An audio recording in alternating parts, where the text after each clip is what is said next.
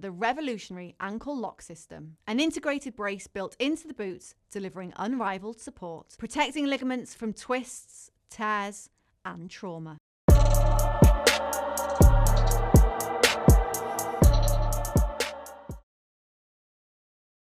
Regan Slaymaker for Boxing Social in association with Empire Fight Store and Our Kings. I have the pleasure to be joined by promoter Frank Warren here in Riyadh. Frank, first of all, how are you doing? I'm doing okay. How are you? I'm all good. All the better for talking to you, Frank. Good man, good man. I mean, the Ring 5. I mean, what a card we have. But it's a brilliant card. Sam, four magnificent title fights and a good undercard. Definitely. And Sam Noakes and Anthony Yarde on the card, fighting for world titles. I mean, couldn't be prouder of two of your lads. No, been with us from day one, and they both got to this stage now. You know, for Sam, this is a big opportunity. 17 and 1. He's got 17 and 1 record, the same as Abdullah. Sam is, for me, is one of the better fighters in the UK. He's got a tremendous engine. He's got great self-belief. He can, as well as being a big puncher, he can box. And I think it's going to be a tough fight for Abdullah. Definitely, I think people forget he's won all the major domestic titles, Sam. Correct. As well. Anthony Yarde as well, fighting for the world title again, the third time. David Benavidez, massive, big champion. But I put this to Tunde. Would this be one of the greatest away wins of a British fighter?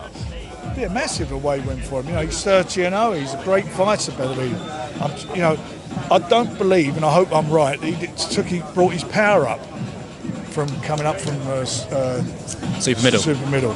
But you know, Anthony's been there twice. He's unlucky. Certainly in the first fight, he could have won the first fight, and he certainly gave Beterbiev the toughest fight I thought up until his Bivol fight, without a doubt.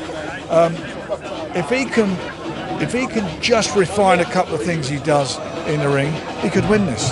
He definitely can as well. It's a great fight as well. Moving on, Fabio Wardley, world champion. I can't believe I'm saying those words, Frank, but what a fight you've got on your hands there with Fabio.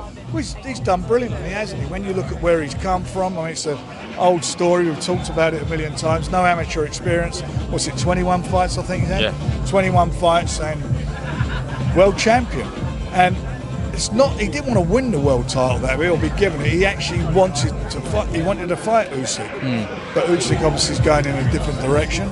So that's it. But he fought for the right to fight Usyk and become the interim champion by beating the number one in Joe Parker.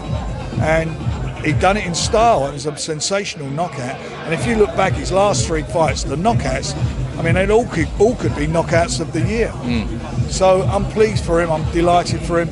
And he'll be looking to be out sometime in March or April. Definitely. With Fabio, where kind of he's got all of those stoppage wins, like you said, when he's most hurt, really. I mean, is he one of the is he the most dangerous heavyweight in the division? Well, he is. And when you think about it, he's just learnt his craft on the job. You know, 1 minute you're having a white collar fight, and then if you could imagine that white collar fight, you know what, you're going to be world champion. You are. No one would have believed it. But look at him. He's done it. He's got such determination, such grit. And it's true what he said from the beginning. You know, 36 minutes for a world title fight only takes him a split second. Definitely. If someone said that before my white collar fight, they wouldn't have believed me afterwards. And yeah, Moses Itauma, he's WBO ranked number one. Obviously, he's been ordered for the WBA. A bit of an awkward situation between those two if that fight's ordered. We'll see what happens. I mean, Moses got his hands full on the 24th of January in Manchester anyway, against Jermaine, and he's fighting a guy who's had 27 fights. It's double the amount of fights that Moses has had. He's never been stopped.